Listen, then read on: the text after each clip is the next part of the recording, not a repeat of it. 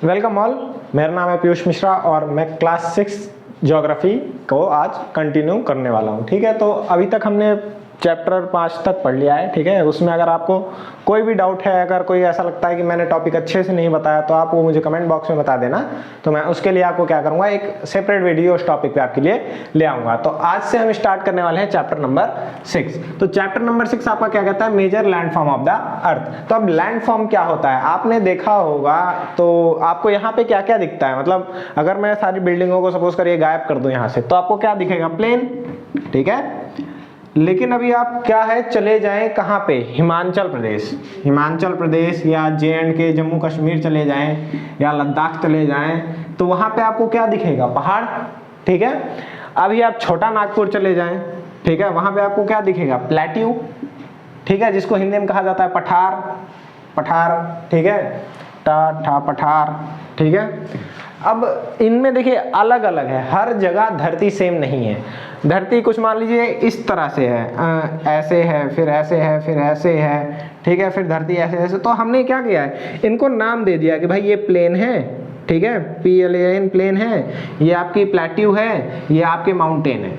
ठीक है, तो इस तरह से हमने क्या कर रखा है, अलग अलग नाम दे रखा है ताकि हम क्लासिफाई कर सके, चीजों को बांट सकें। अब बांटना क्यों है, बांटना इसलिए है क्योंकि अगर मान लीजिए मैं क्या कहूँ, पूरी अर्थ की ही बात करूँ और मुझे बनाना है घर, तो मुझे इस रीजन में जैसे घर में बना सकता हूँ, क्या मैं उस रीजन में ऐसे घर बनाने की कोई जरूरत है मुझे यहाँ पे क्या करना पड़ेगा, एक्स्ट्रा चीजें लानी पड़ेगी। जो घर मैं यहाँ पे बना सकता हूँ वो घर मैं कभी यहाँ बना ही नहीं पाऊंगा। क्यों? क्योंकि यहाँ की लैंड ही वैसी नहीं है। इसलिए हमको क्लासीफाई करना पड़ता है ताकि हम उसी हिसाब से अपने आप को डेवलप करें।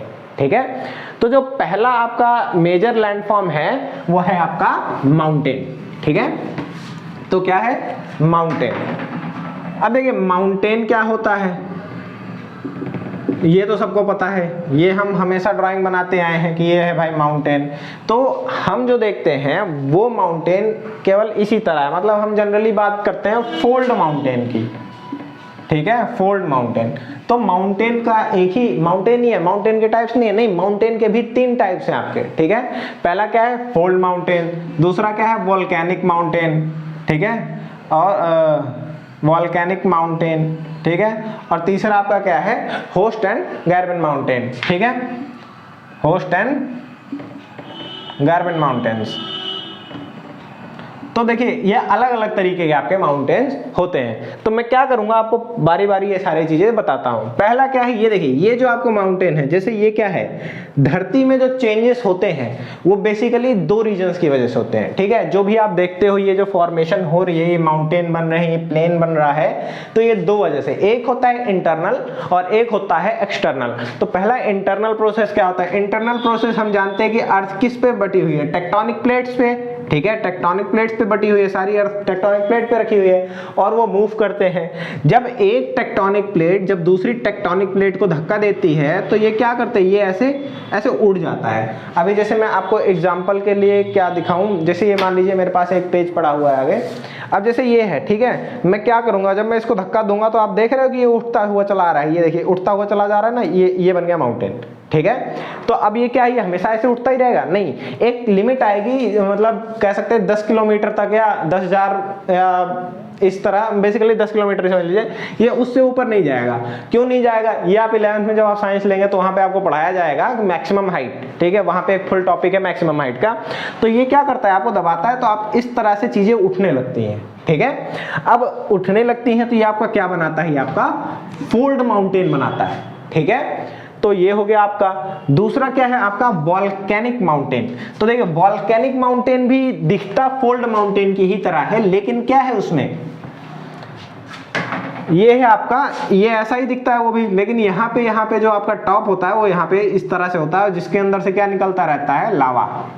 ठीक है, तो लावा का स्मार्टफोन नहीं निकलता कि कभी आप लोग उसमें जाके हाथ डाल रहे हैं और लावा के स्मार्टफोन निकाल रहे हैं। ठीक है, तो लावा निकलता रहता है, ये एक हॉट मेल्टेड सब्सटेंस है। ठीक है, अब क्या है, ये अर्थ के कोर में से बाहर आता है। ठीक है, अर्थ के कोर में से यहाँ पे आपका बाहर आता है।